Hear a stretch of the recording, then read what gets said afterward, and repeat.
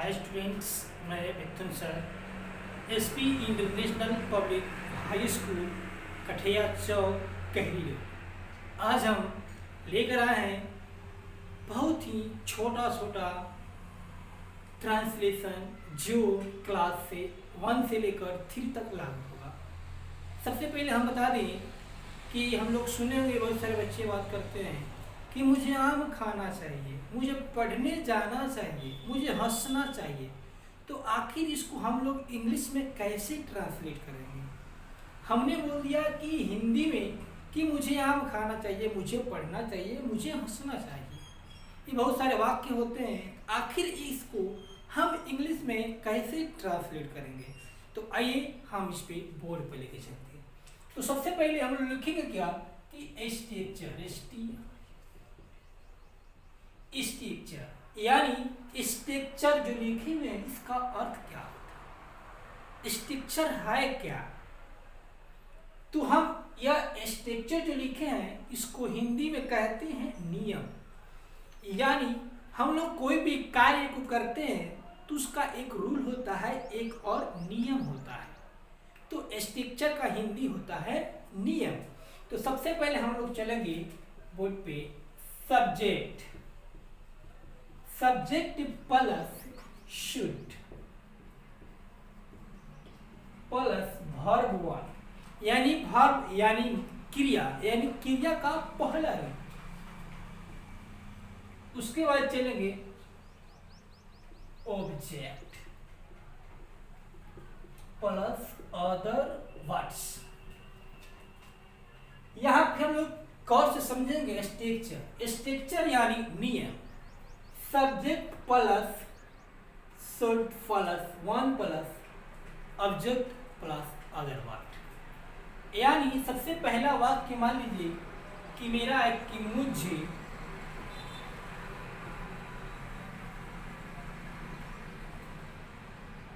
आम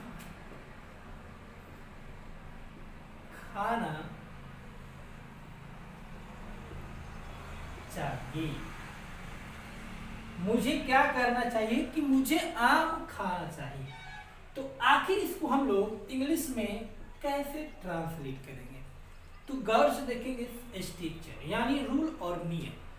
तो सबसे पहले दिया है सब्जेक्ट। तो इस वाक्य में सब्जेक्ट है क्या? कैसे पहचान करेंगे कि सब्जेक्ट कहाँ है, किसे कहते हैं? यानी इसमें कह रहा है कि मुझे आम खाना चाहिए। किस पे प्रभाव पड़ रहा है कि मुझ पे यानी मुझे। यानी इसमें सब्जेक्ट हो गया मुझे का इंग्लिश हो गया आई। जैसे कि मैं का भी आई होता है, इसका भी आई। उसके बाद सब्जेक्ट हमारा क्या हुआ कि कंप्लीट। उसके बाद चलेंगे शुड यानी जो शुड है हमारा हेल्पिंग वर्ब यानी सहायता क्रिया यानी सहायक क्रिया। तो हम लोग आई के बाद लिखेंगे शुड। उसके बाद दे रहा है कि वर्ब 1 यानी क्रिया का पहला रूप। तो यानी हम लोग देखेंगे कि इसमें क्रिया है तो क्या है, यानी क्रिया कौन सा है। तो मुझे के बाद यहाँ पे आम दे दिया, तो आम तो क्रिया है नहीं। उसके बाद दे दिया खाना, उसके बाद चाहिए। तो इसमें क्रिया है खाना यानी क्रिया जिस पे जोर पड़े, खाना। तो हमारा खाना का इंग्लिश होता है इट। यानी इट जो है यह हमारा पहला रूप है इट। उसके बाद इट हो गया हमारा दूसरा रूप और ईटिंग हो गया हमारा तीसरा रूप। ईटिंग हो गया हमारा चौथा, इट्स हो गया हमारा पांचवा।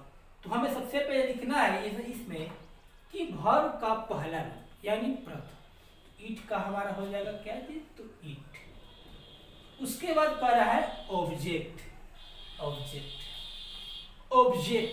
यानी इसमें क्या कह रहा है खाना चाहिए। तो मुझे आम खाना चाहिए। क्या खाना चाहिए जी? तो मुझे आम खाना चाहिए। तो हम लोग यहाँ पे लिख देंगे क्या जी कि mango. I should eat a mango. यहाँ पर हम लोग ए भी जोड़ सकते हैं और नहीं भी जोड़ सकते हैं, इससे कोई हमें हानि या घाटा नहीं हो सकता है। ठीक है। उसके बाद मान लीजिए इसमें और भी बहुत सारे ट्रांसलेट हो सकते हैं। जिसे मुझे पढ़ना चाहिए, रोहन को हंसना चाहिए, आपको किताब पढ़ना चाहिए, सुरेश को विद्यालय जाना चाहिए। इस प्रकार से बहुत सारे ट्रांसलेट हो सकते हैं। इसे ट्रांसलेट को बनाने के लिए सबसे मुख्य बात होता है कि स्ट्रक्चर को याद कर लेना चाहिए। अगर स्ट्रक्चर याद रहता है तो हमें किसी भी ट्रांसलेट को बनाने में प्रॉब्लम नहीं हो पाएगा। इसके साथ ही जो भी वर्ड्स होता है, वर्ड्स मीनिंग, खाना, जाना, रोना, पढ़ना, आम, लीची, केला, जिसका भी हो सबका याद हो जाना चाहिए, ताकि हमें ट्रांसलेट बनाने में किसी भी प्रकार की दिक्कत यानी प्रॉब्लम ना हो। ठीक है, इसके बाद हम एक और एग्जाम्पल दे सकता हूं, जिसे सोहन को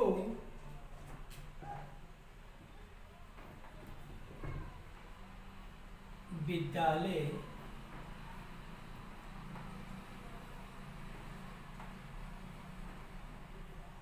जाना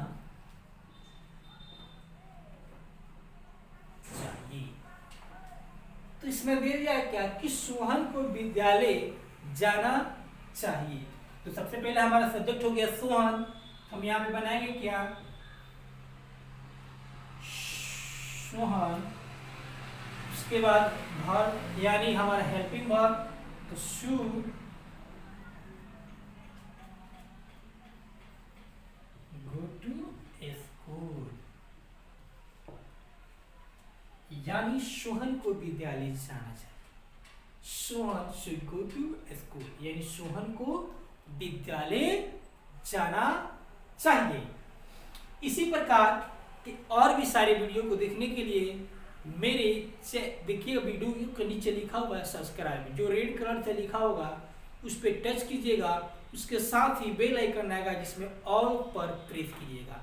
साथ ही साथ अगर वीडियो अच्छा लगे हो तो लाइक, शेयर, कमेंट करना ना भूलिएगा, ताकि मैं और भी वीडियो बना सकूँ।